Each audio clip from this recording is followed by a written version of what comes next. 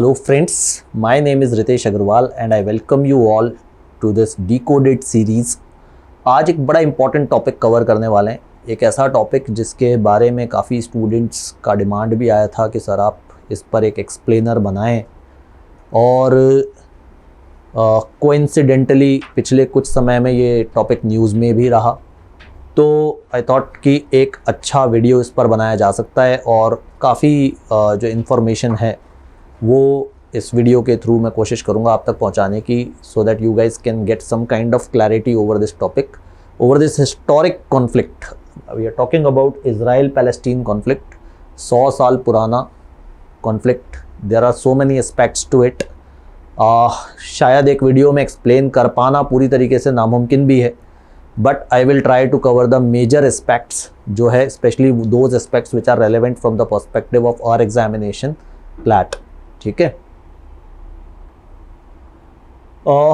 अभी इन दिनों में क्या हुआ, इन दिनों में आपने देखा होगा कि दो बड़े इवेंट्स हुए। एक तो अल अक्सा मॉस्क में क्लैश हुए इजरायली पुलिस और पैलेस्टीनियंस के बीच में, उस वजह से ये टॉपिक न्यूज़ में रहा। दूसरा ये टॉपिक न्यूज़ में रहा हाल ही में इजराइल सुप्रीम कोर्ट के एक वर्डिक्ट को लेकर के, जिसमें उन्होंने Palestinian eviction from West Bank को जायज़ ठहराया। ठीक है, तो basically it rejected a petition against the eviction of more than 1000 Palestinian inhabitants from a rural part occupied by West Bank in an area. ठीक है, ये एरिया जो है, देखो वेस्ट बैंक जो एक एरिया है, इसमें इजरायली सेटलमेंट्स भी हैं और एक बहुत बड़ी संख्या पैलेस्टीनियंस की भी है। तो हाल ही में कुछ पर्टिकुलर पैलेस्टीनियंस के एविक्शन को इजरायली सुप्रीम कोर्ट ने जायज़ ठहराया और उसके अगेंस्ट जो पिटीशन फाइल की गई थी उसके अगेंस्ट डिसीजन दिया। कुल मिलाकर के ये कार्यक्रम रहा। अब इज़राइल क्या है, पैलेस्टीन क्या है, वेस्ट बैंक क्या है, इनके बीच में क्या कॉन्फ्लिक्ट है, ये जो समझना है वही हमारा आज का ऑब्जेक्टिव है, वही हमारा एजेंडा है। उस बेसिकली पूरे कॉन्फ्लिक्ट की अंडरस्टैंडिंग के बिना इन न्यूज़ आर्टिकल्स की गहराई को समझना या इन न्यूज़ आर्टिकल्स को समझना लगभग नामुमकिन है। ठीक है, तो यहाँ थोड़ी सी ज्योग्राफी भी है, तो आपको थोड़ा समझना पड़ेगा कि जो वर्ल्ड मैप पे कहाँ इज़राइल है, कहाँ पैलेस्टाइन है, गाजा स्ट्रिप क्या है, वेस्ट बैंक क्या है, जेरूसलम क्या है। ठीक है, बेसिकली उसके अराउंड का जो पोर्शन है, इजिप्ट का क्या रोल है, सीरिया का क्या रोल है, जॉर्डन का क्या रोल है। तो जब तक आप वो ज्योग्राफी नहीं समझ लेते तब तक थोड़ा सा मुश्किल रहेगा। और फिर उसके बाद जो हिस्टोरिकल कॉन्फ्लिक्ट हुआ है, ज्यूज़ का क्या रोल था, अरब्स का क्या था, अरब इज़राइली वॉर्स क्या थी, ठीक है, ऑस्लो अकॉर्ड्स क्या थे, तो वो सारे कॉन्फ्लिक्ट्स अपन थोड़ा सा जो सारे कॉन्सेप्ट्स हैं वो उनको समझने की कोशिश करेंगे। बट उसमें ना ये जो मैप है ये मैं आपको 2-3 बार दिखाऊंगा। इस मैप का बड़ा इंपॉर्टेंट रोल है, तो मैं थोड़ा सा इस मैप को एक बार अपन दोबारा से देख लेते हैं। तो यहाँ पर आप देख पा रहे हो इज़राइल है ना, इज़राइल है। इज़राइल के बगल में आप यहाँ देख पा रहे हो जॉर्डन है, यहाँ सऊदी अरेबिया है, यहाँ पर वेस्ट साइड में इजिप्ट है। ठीक है, इधर मेडिटेरेनियन सी है, फिर यहाँ पर जॉर्डन के ऊपर सीरिया है। ठीक है, और इज़राइल के ठीक ऊपर लेबनान है। ठीक है, अब यहाँ पर कुछ और पॉइंट्स मैं हाईलाइट करना चाहता हूँ जो मैं बाद में एक बार फिर आपको बताऊँगा। डोंट वरी अबाउट दैट, हम जैसे जैसे जाते जाएंगे बार बार मैप को रेफर करेंगे। यहाँ पर आप देखो एक पर्पल पैच है। ठीक है, यहाँ इस तरफ इज़राइल के वेस्ट में इजिप्ट के जस्ट ऊपर, इसे गाज़ा स्ट्रिप कहते हैं। ठीक है, ये गाज़ा स्ट्रिप है। ठीक है, फिर यहाँ पर इज़राइल के इस तरफ आप देखो डेड सी के पास में ये जो एरिया है इसे वेस्ट बैंक कहा जाता है। ठीक है, अगेन एक जो पर्पल पैच है, लार्जली जो पैलेस्टीनियन पॉपुलेशन है फिलहाल वो गाजा स्ट्रिप और वेस्ट बैंक में। ठीक है, अब इन दोनों के बॉर्डर पर देखो यहाँ पर एक स्टार मार्क है, ये जेरूसलम है। जेरूसलम इज़राइल और वेस्ट बैंक के बॉर्डर पर है। ठीक है, और यहाँ एक और पोर्शन जो मैं आपको थोड़ा सा दिखाना चाहता हूँ, यहाँ पर अगर आप देखोगे इज़राइल के नॉर्थ में सीरिया के बॉर्डर पर एक चीज़ दिखेगी आपको, गोलन हाइट्स। ठीक है, ये मैं जस्ट आपको एक बार दिखा रहा हूँ, आगे जाकर के हम इन सब के बारे में बात करेंगे कि इनका क्या रोल है। बट कुछ पॉइंट्स जस्ट मैं आपको एक थोड़ा सा एक ज्योग्राफी आपके माइंड में थोड़ा सा मैप सेटअप करना चाह रहा हूँ ताकि आप इसको ज़्यादा बेहतर तरीके से समझ सकें। ठीक है, बाकी जैसे जैसे हम इस बारे में बात करते जाएंगे मैं ये मैप बार बार आपको दिखाता रहूँगा ताकि आपके माइंड में क्लैरिटी आ जाए। ठीक है, अब देखो ये कहानी शुरू होती है वर्ल्ड वॉर 1 के टाइम पे। जब आपको याद है हमने खिलाफत मूवमेंट जब मॉडर्न हिस्ट्री में पढ़ा था, हमने कहा था कि Britain attack Turkey, Ottoman empire को उन्होंने हटाया था और बेसिकली उस समय जो मिडल ईस्ट की सिचुएशन काफ़ी वोलेटाइल थी। तो यहाँ पर मिडल ईस्ट में एक हिस्सा हुआ करता था जिसे पैलेस्टाइन कहा जाता था, ठीक है। अरब्स वहाँ रहा करते थे और एक माइनॉरिटी हुआ करती थी ज्यूज़ की, ठीक है। तो Britain took control over that area, ठीक है। अब इंटरनेशनल कम्युनिटी का एक प्रेशर आया उनके ऊपर कि यार यहाँ पर ना ज्यूज़ के लिए एक स्टेट होना चाहिए, ठीक है। Jews consider that part as their ancestral land. और बिटवीन 1920 से 1940 के बीच में देख लो कि दुनिया भर में जो ज्यूज़ थे उन्होंने इस पर्टिकुलर पार्ट को अपना एंसेस्ट्रल होमलैंड मान करके ग्रेजुअली जो ज्यूज़ थे वो they started migrating towards these areas. तो initially the land was inhabited by a Jewish minority and Arab majority. Initially ऐसा था कि अरब्स मेजॉरिटी में थे, ज्यूज़ की कुछ एक माइनॉरिटी थी, बट ग्रेजुअली दोनों के बीच में टेंशन्स बढ़ने लगी। Jews wanted this as their, Jews claimed this as their ancestral land, ठीक है। For Jews it was their ancestral home, but Palestinian Arabs जो थे वो भी इस लैंड को क्लेम करते थे। तो दिस बेसिकली स्टार्टेड एज और काफ़ी हद तक आज भी इट्स अ लैंड डिस्प्यूट, ठीक है। अगर आज इसको अगर आप लार्जली क्लासीफाई करो तो इट्स अ लैंड डिस्प्यूट, ठीक है। एक लैंड जिसे ज्यूज़ भी क्लेम कर रहे हैं, ठीक है। Jews basically represent Israel and Arabs which basically are part of Palestine, ठीक है। तो जैसा मैंने कहा 1920 से 1940 के बीच में दुनिया भर से ज्यूज़ यहाँ पर आकर के इकट्ठा होना शुरू हो गए और एक अच्छी खासी जनसंख्या यहाँ पे ज्यूज़ की हो गई, ठीक है। अब उनके जो वर्ल्ड वॉर 2 के टाइम पे जो होलोकॉस्ट वगैरह हुए और वो सारी चीज़ें हुई, परसिक्यूशन हुआ यूरोप में, कुल मिलाकर के ज्यूज़ को जो भाग करके बचने की जगह मिली या मान लो सेटल होने की जगह मिली वो ये थी Israel. They claimed it as their own land, ठीक है। तो ज्यूज़ और अरब्स के बीच में और अगेंस्ट ब्रिटिश भी वायलेंस बढ़ने लगा। अब यहाँ पर एक टर्म काफ़ी यूज़ किया जाता है जिसे हम जायनिज्म कहते हैं, ठीक है। What is Zionism? तो ये एक आइडियोलॉजी है जिसे हम इजराइल की नेशनल आइडियोलॉजी कहते हैं। तो ये कहते हैं कि जुडाइज़म जो है ये अपने आप में एक रिलीजन भी है और इनके पास एक होली राइट है। ये कहते हैं कि हमारे पास एक रीजनल राइट है, चाइनीज़ के लिए चाइना है, ठीक है, जापानीज़ के लिए जापान है, फ्रेंच लोगों के लिए फ्रांस है। उसी तरीके से ज्यूज़ के लिए वो लोग कहते हैं कि हमारे लिए इजराइल है। तो Zionist believe Judaism is a nationality as well as religion. उन्होंने बोला जो भी लोग जुडाइज्म से जुड़े हुए हैं उनका एक कॉमन नेशन है और नेशन का नाम है Israel. Jews deserve their own state just in the same way French people deserve France और चाइनीज पीपल डिजर्व चाइना। तो उन्होंने बोला कि अगर एक कम्युनिटी के लोग एक कंट्री डिजर्व करते हैं, अगर चाइना के लोगों के लिए चाइना है, फ्रांस के लोगों के लिए फ्रांस है, तो जुडाइज्म से जुड़े हुए लोगों के लिए इजराइल होना चाहिए। ये उनकी नेशनल आइडियोलॉजी। अब देखो 1947 में यूनाइटेड नेशंस ने बढ़ते हुए तनाव को देख करके एक रेजोल्यूशन पास किया। उन्होंने कहा कि जो उस समय पैलेस्टीन था, ठीक है, इजराइल तो था नहीं उस समय, तो उन्होंने कहा कि पैलेस्टीन को 2 पार्ट्स में डिवाइड कर दो, एक ज्यूइश स्टेट, एक अरब स्टेट। ज्यू लोग मान गए, अरब स्टेट्स नहीं माने। अब नहीं माने तो आज तक वो मामला इंप्लीमेंट हो नहीं पाया। फिर अल्टीमेटली 1948 में ब्रिटेन ने वायलेंस से परेशान होकर के कहा कि तुम जानो तुम्हारा काम जाने, मैं तो चला। तो ब्रिटेन लेफ्ट दिस एरिया और ज्यूज़ ने डिक्लेयर कर दी वॉर। ज्यूज़ ने कह दिया कि एक अलग स्टेट इजराइल का होना चाहिए एंड वी डिक्लेयर वॉर। तो ज्यूज़ ने वॉर डिक्लेयर करी तो आसपास के जो अरब स्टेट्स थे उन्होंने भी लड़ाई उनके खिलाफ छेड़ दी, ठीक है। तो Palestinian objected, war followed, neighbouring Arab countries also invaded. By the time लड़ाई का धुआं छटा 1948 में, तो ज़्यादातर टेरिटरी इजराइल ने एक्वायर कर ली थी और उन्होंने एक नया स्टेट डिसाइड किया, ये स्टेट होगा इजराइल। तो Israel control most of the territory. 1948 war ने लगभग 7 लाख पैलेस्टीनियंस को उनके घर से बेघर कर दिया, ठीक है। ये जो तबाही मची 1948 वॉर में, ये जो कैटेस्ट्रॉफे हुआ, इसे कहा जाता है नकबा, ठीक है। तो पैलेस्टीनियंस जो इस टर्म को यूज़ करते हैं जिसमें उन्हें अपने घर से बेघर कर दिया गया, उन्हें अपनी जगह छोड़ के जाना पड़ा, उसे पैलेस्टीनियन भाषा में कहा जाता है नकबा, ठीक है। तो देखो ये टर्म्स हैं, इंपॉर्टेंट टर्म्स हैं, जायनिज्म, नकबा, ठीक है। आगे जाकर के हमारे पास और भी टर्म्स आएंगी। तो ग्रेजुअली इजराइल पैलेस्टाइन से जुड़ी हुई इंपॉर्टेंट टर्म्स हैं, इनको अपने माइंड में रजिस्टर करते जाएं, ठीक है। अब इस लड़ाई में हुआ क्या? 1948 वॉर में जॉर्डन ने वेस्ट बैंक एक्वायर कर लिया, ठीक है। इजिप्ट ने गाजा एक्वायर कर लिया और जेरूसलम जो है वो इजराइल और जॉर्डन ने आपस में बीच में, मतलब ईस्ट जेरूसलम जॉर्डन ने ले लिया, वेस्ट जेरूसलम जो है इजराइल ने ले लिया। अब मैं आपको फिर से वो मैप दिखाता हूं, ठीक है। देखो मैप अपन देखते चलेंगे क्योंकि जरूरी है। अब आप ध्यान से देखो, गाजा स्ट्रिप ये वाली है, ये जो पर्पल पैच है, इसे इजिप्ट ने एक्वायर कर लिया, इजिप्ट के पास था, गाजा इसने अपने हाथ में ले लिया। वेस्ट बैंक जॉर्डन के पास था, देखो इजराइल और जॉर्डन के बॉर्डर पे दिख रहा है वेस्ट बैंक, इसे जॉर्डन ने एक्वायर कर लिया। और जेरूसलम जो वेस्ट बैंक और इजराइल के बॉर्डर पे थे, इसका भी ईस्टर्न पार्ट जॉर्डन ने ले लिया और वेस्टर्न पार्ट जो है वो इजराइल ने ले लिया। ये सिचुएशन रही 1948 वॉर के बाद। मगर क्या वॉर के बाद शांति रही? नहीं। इसके तुरंत बाद, थोड़े टाइम बाद, ऑलमोस्ट तुरंत बाद, मतलब लगभग 10 से 20 साल बाद 1967 में एक 6 डे वॉर हुई जो इजराइल ने डिक्लेयर की। अब 67 वॉर को इजराइल ने डोमिनेट भी किया, उन्होंने ये सारे एरिया वापस छीने। देखो, तो हमने क्या बात की थी 1948 वॉर की, ये मैप फिर से आ गया।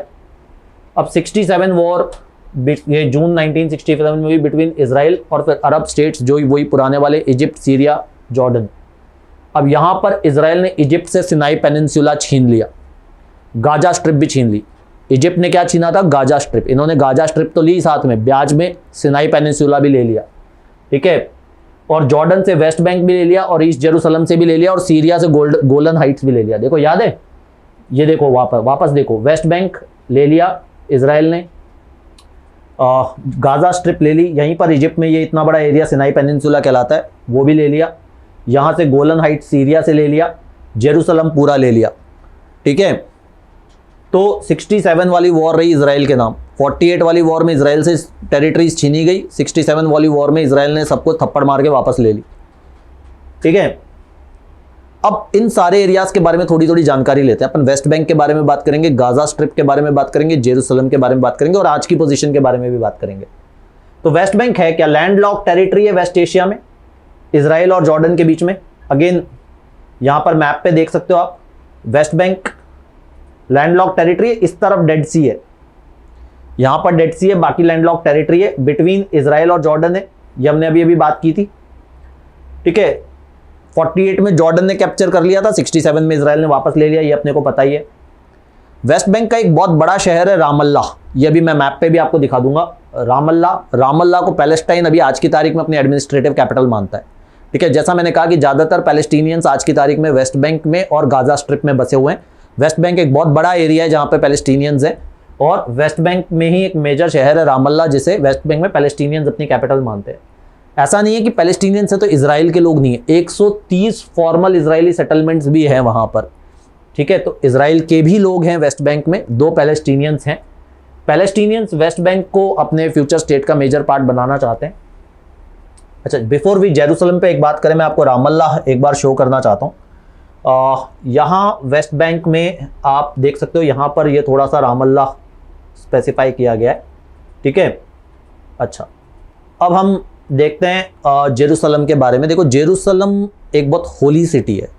अब जेरूसलम होली सिटी जुडाइज्म के पर्सपेक्टिव से भी है और इस्लाम के पर्सपेक्टिव से भी। अभी आपने देखा अल-अक्सा मॉस्क में जो विवाद हुआ था, तो इस्लाम की भी काफ़ी सारी होली साइट्स है वहाँ पे और जुडाइज्म की भी होली साइट्स है। तो दोनों जो है जेरूसलम चाहते हैं। इजराइल चाहता है मैं इसे अपनी कैपिटल बनाऊँ, पैलेस्टीनियंस चाहते हैं ईस्ट जेरूसलम को वो अपनी कैपिटल बनाए। अब जेरूसलम किसके हाथ में जाए? तो इनिशियल जो यूएन प्लान था उसमें तो जेरूसलम को कहा गया था कि पैलेस्टीनियंस के लिए एक अलग स्टेट बना दो, ज्यूज़ के लिए एक अलग स्टेट बना दो और इजराइल को एक इंटरनेशनल सिटी डिक्लेयर कर दो, सॉरी जेरूसलम को एक इंटरनेशनल सिटी डिक्लेयर कर दो। तो उसका समाधान तो उनके पास भी नहीं था। अब आज की तारीख में Jerusalem is a city that straddles the border between Israel और वेस्ट बैंक। ये अभी अपन ने देख लिया, इजराइल और वेस्ट बैंक के बॉर्डर पे जेरूसलम है। और जैसा मैंने बताया कि दोनों इसे कैपिटल बनाना चाहते हैं। इजराइल पूरे जेरूसलम को क्लेम करता है, जॉर्डन या पैलेस्टीनियन जो है वो ईस्ट जेरूसलम को क्लेम करता है, ठीक है। अब दो इजराइल जेरूसलम को अपनी कैपिटल क्लेम करता है, बट दुनिया में बाकी लोग ये बात नहीं मानते।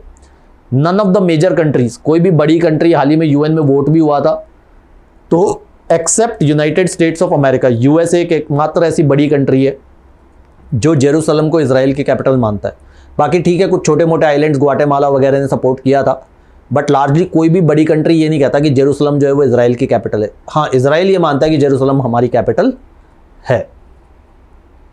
अब गाजा स्ट्रिप के बारे में बात करते हैं। देखो, इजिप्ट के पास हमने गाजा स्ट्रिप देखी थी। Gaza is a densely populated strip of land surrounded by Israel, ठीक है, चारों तरफ से इजराइल से सराउंडेड है, ठीक है, लेकिन लोग ज़्यादातर पैलेस्टीनियंस है। गाजा में इजराइल के बहुत कम लोग हैं, ज़्यादातर पैलेस्टीनियंस है और यहाँ से होता है आतंक। ठीक है, अभी अपन बात करेंगे इसके बारे में।